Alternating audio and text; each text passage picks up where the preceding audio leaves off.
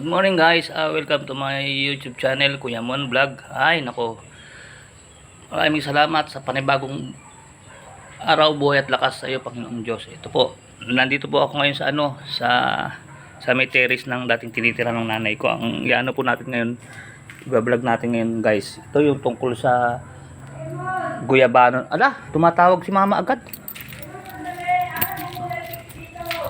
Ano yun, ma?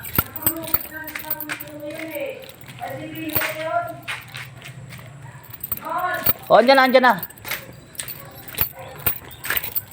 Naisalin ko yung Yuck! Pasipilyo pa na to. Ay, di bali, okay lang. Mama ko naman yun eh. Ito pala ginagamit niya. Salin ko na lang. Pala ginagamit niya po si... Ito naman. Napaglagyan ko ng nung banabang iniinom ko eh. Yung tsa ako. Teka, salin. Ito ba sinasabi mo? Ay, yan nga pala. Yan. O sige, salin ko na lang. Mo na lang yan. Ugasan ko na tuloy yan. Mama, kung itapon yung natirang dyan Oo, hindi ko pa di na. Oo, siyempre, hindi ko pa Di na, yung meron kasi natirang bunga ng banaba dyan, iuwi ko pa rin yan eh. O, tignan mo ngayon, nakalakad na ako dati eh. O di, ayos yan, mama, tuloy ko na tong binablog ko. Nag-uumpisa pa lang tumawag na agad oh.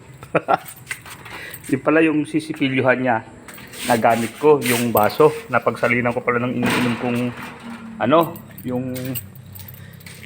ito yung yung pinakulo ang banaba.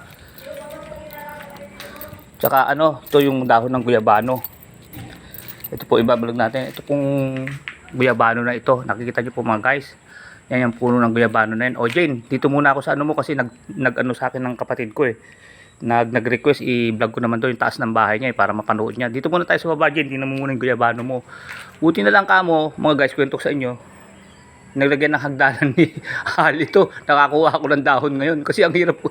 Takot akong umakyat sa mga puno eh. Buti na lang merong hagdanan. Ayan, nakakuha ako ng mga dahon-dahon. Ayan, kanina kumuha ako ng dahon dyan.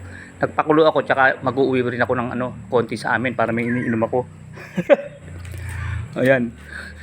Kasi po ito eh, tumaas na. Dati ang baba nito eh. Kaya nga pagka nagtabas uli si Ali, sabihin ko yung gawin niyang tabas ay taas, wag sa ibaba. Parang mangyayari, pakalat yung dahon niya, hindi pataas. Yung lalawak lang nasasakop niya pero hindi siya tataas ng gusto. Nung huli nagtabas kasi yung mga tinabas yung mga ilalim. Kaya sabi ko, ba't nung napunta ko rito, baba lang ng mga dahon, ang daling kumuha. Nung taas ta, hindi na ako makakuha. Buti kahapon. Ay, nung nagpunta siya rito, naglagay ata ng hagdanan. Ewan ko, bakit nagkahagdanan. Ayun, nakakuha ko ng dahon kanina yan po guys. So, yan, sa susunod na ako sa taas naman tayo magbablog, sa taas. Tubo ng dahon ng guyabano. Ayan. Tsaka dito, meron din po siyang puno ng mangga. Kaya